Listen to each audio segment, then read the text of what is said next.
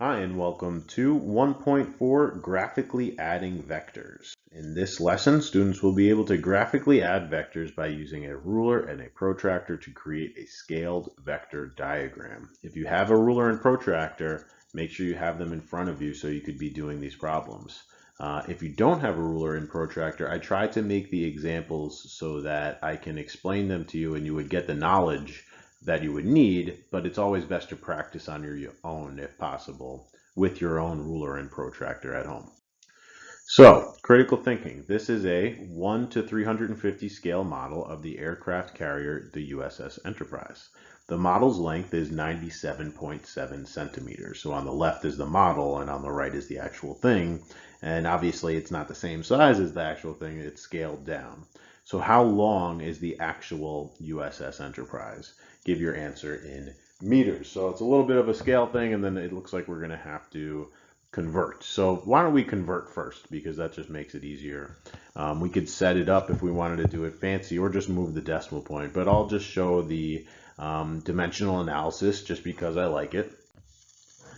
You set it up and you write the units on the opposite side and you write the units that you want. And if you look in the reference table under centi, it says 10 to the negative 2. So that means one of the base unit, one of the prefixes is equal to 10 to the negative 2 of those base units. Now, if you also know that there's 100 centimeters in 1 meter, you could write it that way as well, but these will cancel out and you'll get 0.977 meters. And again, the reason I did that is because the answer asked for it in meters, so we might as well get that out of the way first. So how do you actually handle this scale situation? Anytime you're doing a scale, I like to revert back to the proportion thinking of scale. So I make myself some nice proportions and I'm careful how I do that. And I always use a fraction version of a proportion.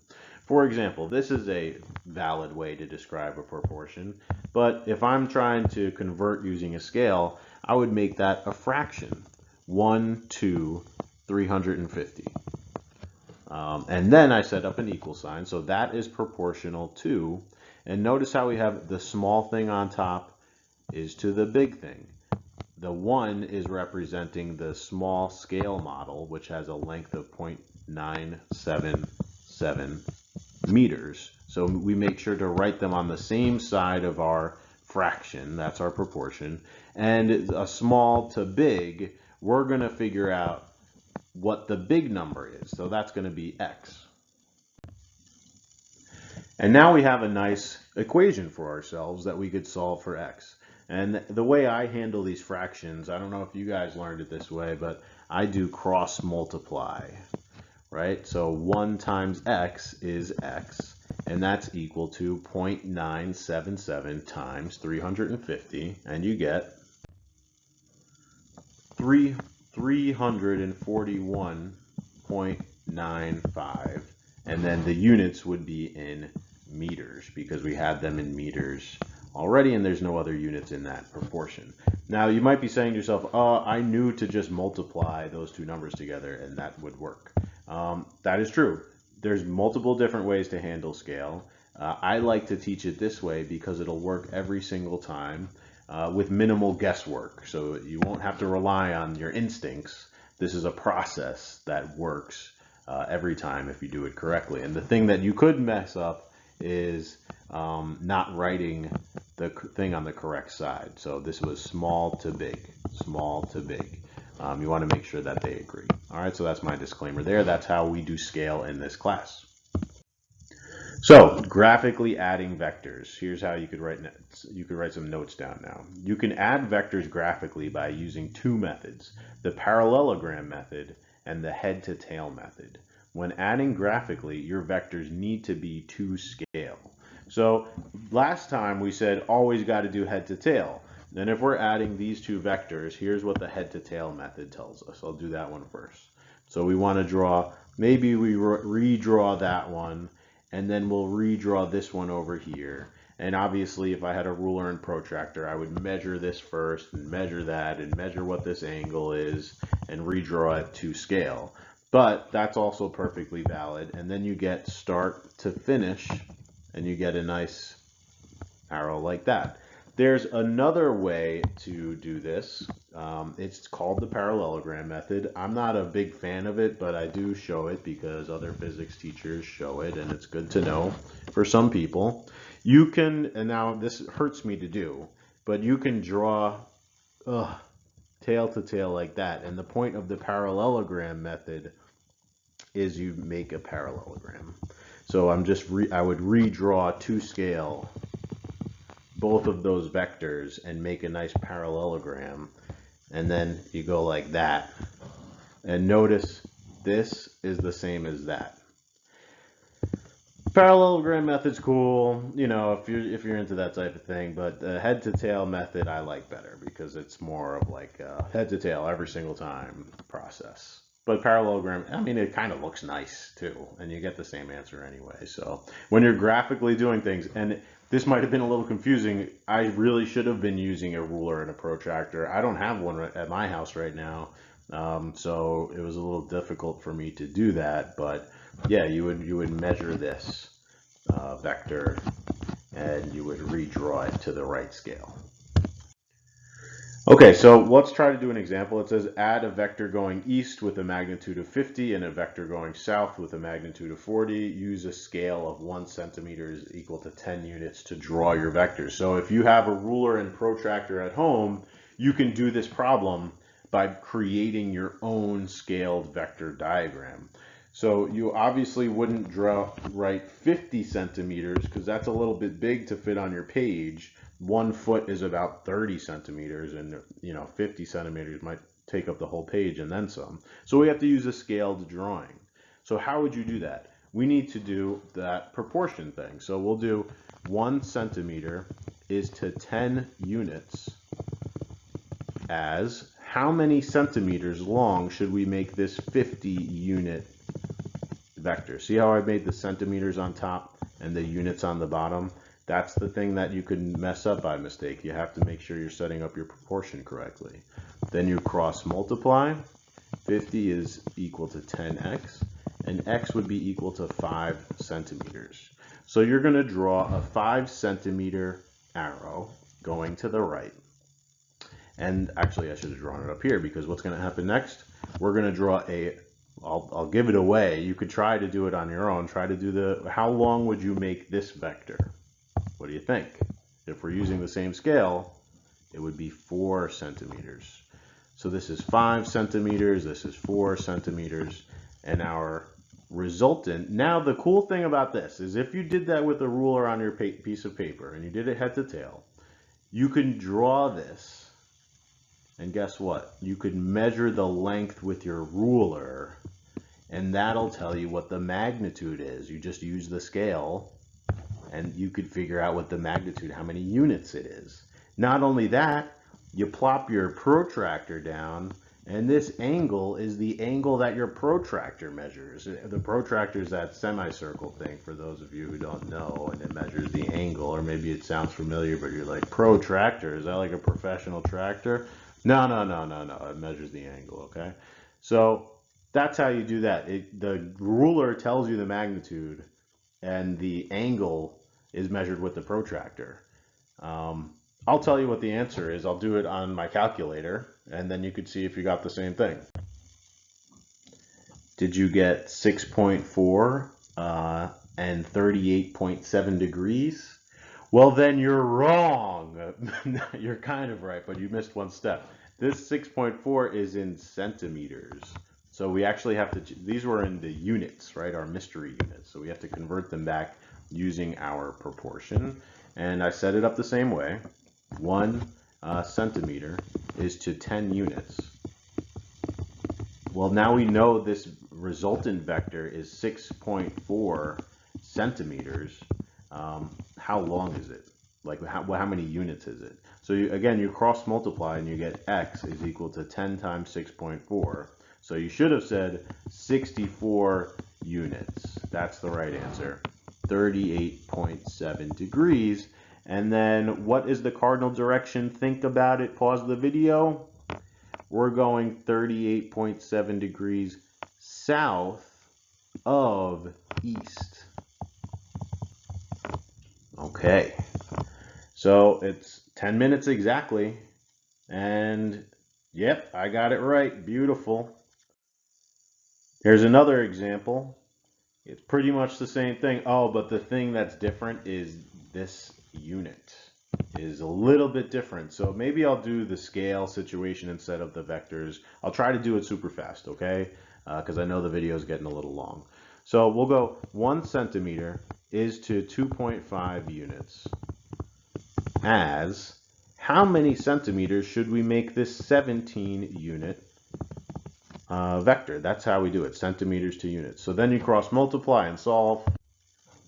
In this case, you'll have to do a little extra algebra, because when you cross multiply, then you get to do 2.5 divided by 2.5, and you get x is equal to 6.8. But 6.8 what? Do you remember what we were solving for?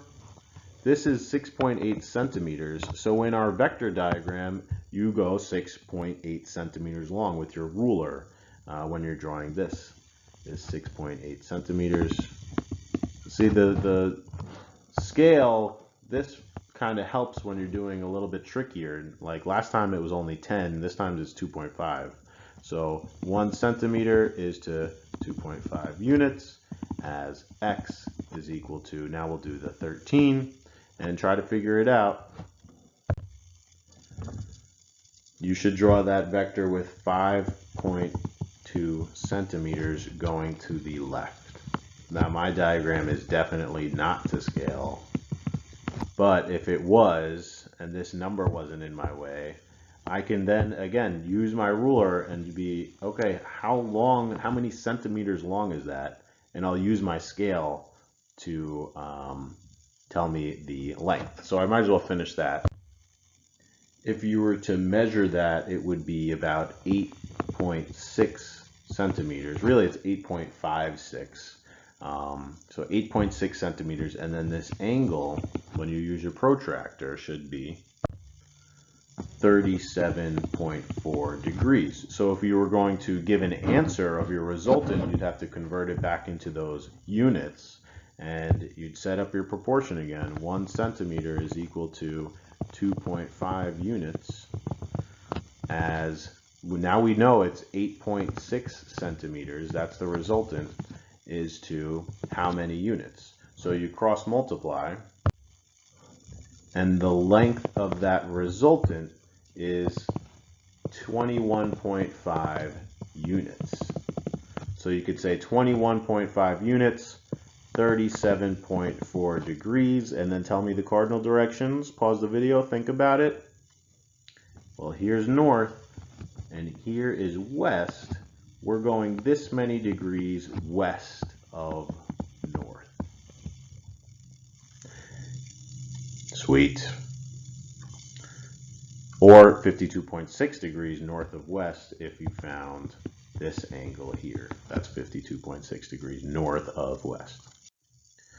I do have a practice activity that I like print out the sheet and give it to my students. I was gonna do it all out. Why don't you try it? I'm gonna pause the video. I'm gonna do all the math out, and then you could just check your work after this. This is the last thing. So if you want a little extra practice, or if you want to go straight into the worksheet, both are good. Oh, but there is a trick to this. I normally walk around the classroom and I like put big X's on the students' papers because they get messed up. Try to see if you can figure out what the trick is. I'm gonna pause it now. What's going on here? Pause the video. Did you make a vector that looked kind of like that? If you did, I would have come over to your paper and done this. Wrong! Why is that wrong? What's the matter with this? What do you have to do first? What's the matter with these vectors? How are they connected? Tail to tail. So you have to connect them head to tail. How do you do that? You have to redraw with your ruler if you're doing it to scale. I'm redrawing this 25 unit vector, and I'm making sure that it's 5 centimeters long on top. Or you could even redraw the 40 unit vector, or you would have to make sure it's with your ruler. 8 centimeters long if you're doing it to scale. And if you really wanted to do both, then look at that. We made the parallelogram method, and I'm going to go from start to finish. And this is your resultant. And at this point, I'm going to write the answers down. That was the trick. They'll make the diagrams like that on the test, and you'll be expected to redraw the vector. I'm giving away all the tricks here. All right, so try to figure it out now. 1 centimeter is equal to 5 units. We already drew our resultant force. We'll just got to label it R to follow the instructions. The magnitude of the resultant is 47.2 units. Now I used the algebraic method, but if you had this paper in front of you, or if you drew your scaled vector diagram, remember you can just measure the resultant with a ruler and then use the scale to figure it out. So I'll draw the scale thing. If you measured it out, it should have been around 9.4 centimeters long, and then your scale tells you that the resultant again is around 47. So these are rounded numbers now, so it might look like it's exactly 47 based on what I have on the page right there, but this number is rounded, so it should be 47.2 if you're being precise. Units. And then for number 3, again, you could just measure it with a protractor if you had this to scale in front of you. But there is another trick. If you've listened this long, look at this. It says between north and the resultant vector. Where's north? This one. And where's the resultant vector? This one. So they're specifically asking for this angle. If you told them this angle, you were answering a question that they did not ask, and it would be like, what's 2 plus 2? And you tell them banana.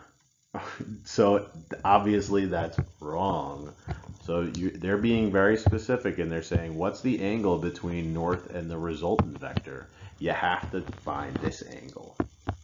And I'll do it using trig, but again, if it's scaled, you could just use a protractor and measure the angle, which is kind of cool.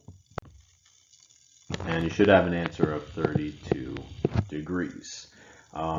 Since they asked for a specific angle, you don't have to tell them if it's north of west or east of north or whatever. But we'll just say that this is this many degrees in the eastern direction from the northern direction. So we say east of north.